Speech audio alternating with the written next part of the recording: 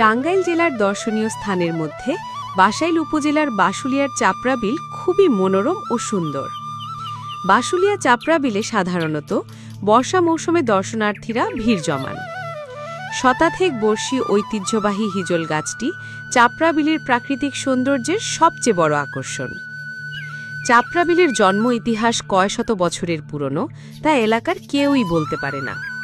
তবে নির্জন বিলের মাঝখানে আশ্রিত হিজল গাছটির বয়স ১৫০ বছরেরও অধিক বলে অনুমান করা হয়। গাছটির জন্ম ইতিহাস এবং গাছকে নিয়ে এলাকায় অনেক ধরনের কল্পকাহিনী প্রচলিত আছে। এরকম জনশ্রুতিও আছে, সেই প্রাচীন যুগে আসাম রাজ্য থেকে ভেসে আসে গাছগুলো। ইতোমধ্যে এই বাশুলিয়া জনপ্রিয় হয়ে উঠেছে বিনোদন কেন্দ্র হিসেবে। শুধু এলাকার লোকজন নয়, বিভিন্ন জেলা থেকেও দর্শনার্থীরা আসে এই বাশুলিয়ায়।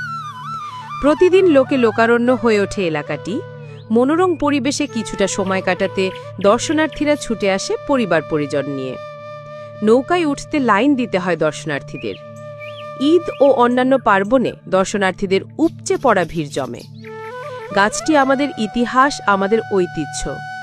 দর্শনার্থীদের লাফালাফিতে প্রতি বছর যে হারে গাছটির ডালপালা ভেঙে পড়ছে, তাতে গাছটির অস্তিত্ব নিয়ে এলাকাবাসী শঙ্কিত। বিভিন্ন কারণে গাছটি বাঁচিয়ে রাখা অত্যন্ত গুরুত্বপূর্ণ। প্রতি বছর বর্ষার মৌসুমে দর্শনার্থীর সংখ্যা বেড়েই চলছে, যার প্রভাব এই গাছের উপরেই পড়ে বেশি করে। কিভাবে যাবেন চাপড়া বিল? কেউ যদি ঢাকা থেকে যেতে চান, তাহলে তাকে ঢাকা থেকে মির্জাপুর উপজেলার গোড়ায় বাস স্ট্যান্ডে নামতে হবে। তারপর সেখান থেকে সখীপুর রোডের নলুয়ায় নেমে সেখান থেকে বাসাইল উপজেলার বাশুলিয়া চাপড়া দিলে সিএনজি করে সহজে যেতে পারবেন।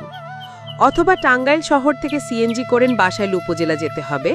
সেখান থেকে বাশুলিয়া চাপড়া বিলে অটোতে যেতে পারবেন খুব সহজে। এখানে ছোট ও মাঝারি সাইজ নৌকা পাবেন ১৫০ থেকে ৪০০ টাকায়।